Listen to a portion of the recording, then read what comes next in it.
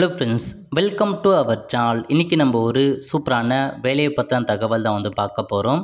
அதாவது மத்திய மின்சாரத்துறையில் உங்களுக்கான வேலையை அறிவிச்சிருக்காங்க. இப்போ அந்த வேலைக்கு யார் யாரெல்லாம் அப்ளை பண்ணலாம், இது தேவையான எலிஜிபிலிட்டி என்ன, இதை பற்றின மொத்த இன்ஃபர்மேஷன் தான் இந்த வீடியோ பார்க்க போகிறோம்.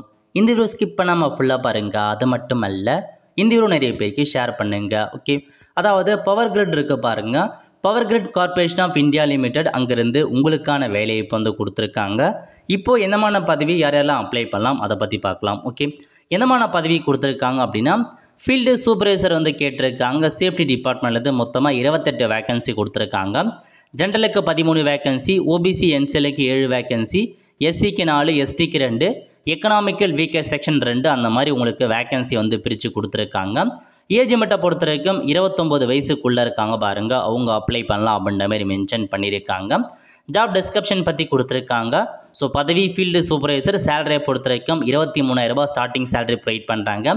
இது இல்லாமல் உங்களுக்கு ஐடி ஹெச்ஆர்ஏலாம் இருக்குது அப்படின்றத மென்ஷன் பண்ணியிருக்காங்க. ஸோ கல்வி தகுதியை பொறுத்த வரைக்கும் நீங்கள் டிப்ளமோவில் இன்ஜினியரிங் முடிச்சிருக்கீங்க, அதாவது எலக்ட்ரிக்கல் இன்ஜினியரிங் முடித்தவங்க, எலக்ட்ரிக்கல் பவர் முடித்தவங்க, எலக்ட்ரிக்கல் மற்றும் electronic, power system engineering, power engineering, electrical அந்த மாதிரி முடிச்சிருக்கீங்க அப்படின்னா அப்ளை பண்ணலாம். ஸோ பிடெக்லாம் முடிச்சிருக்கவங்க அப்ளை பண்ண முடியாது அப்படின்றத சொல்லியிருக்காங்க. ஸோ மினிமம் 1 இயருக்கான எக்ஸ்பீரியன்ஸ் கேட்டிருக்காங்க, அதையும் நோட் பண்ணிக்கோங்க. ஓகே, அடுத்த கட்டமாக உங்களுக்கு ஏஜ் ரிலாக்ஸேஷன்லாம் கொடுத்துருக்காங்க. அதாவது நீங்கள் ஓபிசியாக இருக்கீங்கன்னா அதிகபட்சமாக 3 இயர்ஸ் வரையும் எக்ஸ்ட்ராவாக அப்ளை பண்ணலாம். எஸ்சிஎஸ்டி 5 இயர்ஸ் வரையும் எக்ஸ்ட்ராவாக அப்ளை பண்ணலாம் அப்படின்ற மாதிரி சொல்லியிருக்காங்க. அடுத்த கட்டமாக எப்படி செலெக்ஷன்ஸ் பண்ணுறாங்க அதை பற்றி அறிவிச்சிருக்காங்க பாருங்கள்.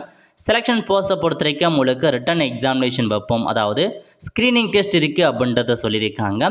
Candidate qualifying the screening test shall be empanel the order அப்படின்னு சொல்லியிருக்காங்க. மெரிட் லிஸ்ட் படி ஃபஸ்ட் எடுத்து அவங்களுக்கு ஸ்க்ரீனிங் டெஸ்ட் வைப்போம்னு சொல்லியிருக்காங்க. 1 hour எக்ஸாம் இருக்க போது. டெக்னிக்கல் நாலேஜ் ஒரு 50 கொஸ்டின், ஆப்டிடியூட்டில் 25 கொஸ்டின் வைப்போம் அப்படின்றத சொல்லியிருக்காங்க.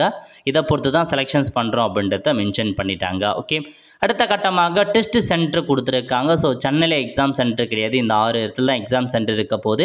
ஸோ எக்ஸாம் ஃபீஸை பொறுத்த வரைக்கும் நீங்கள் 300 ரூபா ஃபீஸ் பேமெண்ட் பண்ணுற மாதிரி இருக்கும். எஸ்சி எஸ்டி எக்ஸர்வீஸ் மேனுக்கு பார்த்தா ஃபீஸ் கிடையாது. ஸோ செக் பண்ணி பார்த்துட்டு அப்ளை பண்ணுறவங்க அப்ளை பண்ணுங்கள். எப்படி அப்ளை பண்ணுறது அதுக்கான இன்ஸ்ட்ரக்ஷன்லாம் தெளிவாக கொடுத்துருக்காங்க.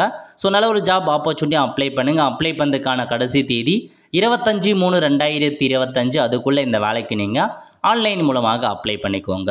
வெல் ஃப்ரெண்ட்ஸ், கண்டிப்பாக இந்த பிடிச்ச லைக் பண்ணுங்கள். அது மட்டும் அல்ல, இந்த வீடியோ நிறைய பேருக்கு ஷேர் பண்ணுங்கள். அடுத்து ஒரு நல்ல வீடியோவில் சந்திப்போம். நன்றி, வணக்கம்.